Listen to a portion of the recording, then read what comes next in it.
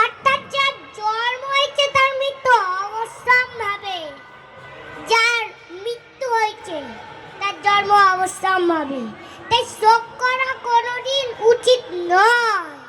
তাই তো, কিসের শোক?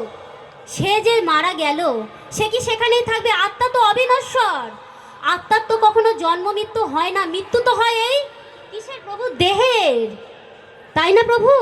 তাহলে যখন দেহের মৃত্যু হয় তাহলে আত্মার কখনো মৃত্যু হয় না, কখনো মৃত্যু হয় না, তাই না প্রভু? হ্যাঁ ওটা হয় নৈনং ছিন্নতি শাস্তানি নৈনং দতি পাবক ন চৈদং কেদং কাইফ ন সসরতি মান্ত। এর অর্থাৎ আছে আত্মা যে কি আত্মাকে অস্ত্র দিয়ে কাটা যায় না, আগুনে পোড়ানো যায় না, জলে ভেজানো যায় না, আর আত্মাকে বায়ুতে শুকানো যায়। তাহলে ঠিক না? বলো বলো ঠিক তো?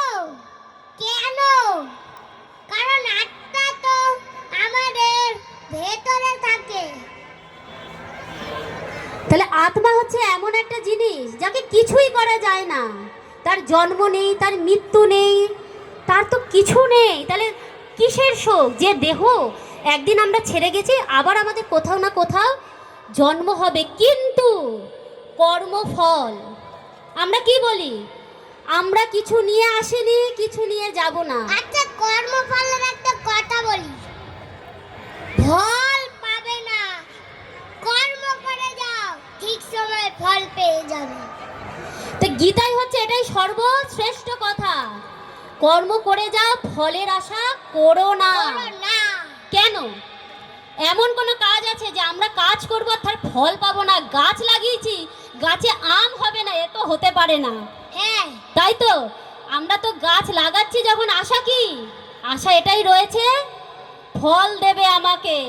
কিন্তু একটা গাছের আমি কথা বলি, ওই যে গাছটা আপনি লাগালেন, গাছটা বড় হলো, কোনোদিন হতে পারে একটা আপেল হয়নি, একটা কোনোদিন হতে পারে, কিন্তু একটা গাছেরও মৃত্যু হতে পারে। একদম প্রভু। তাহলে কথাটা হচ্ছে যেখানে আমরা ছিলাম, কর্ম করে যাও, ফলের আশা করো না, তার মানেটা কি?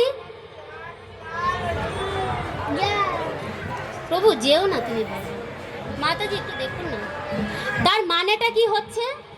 মানেটা হচ্ছে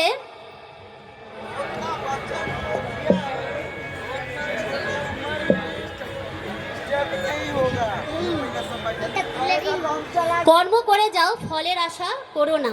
এখানে আমরা ছিলাম তো, তো তার মানেটা হচ্ছে একটাই, যে যখন আমরা কর্ম করছি, যদি আমরা নিষ্ঠাভাবে কর্ম করে যাই, এমন কোনো কাজ আছে কি যে আপনি 100% দিচ্ছেন আর তার ফল ভালো হবে না? এরকম এমন কোনো কর্ম আছে?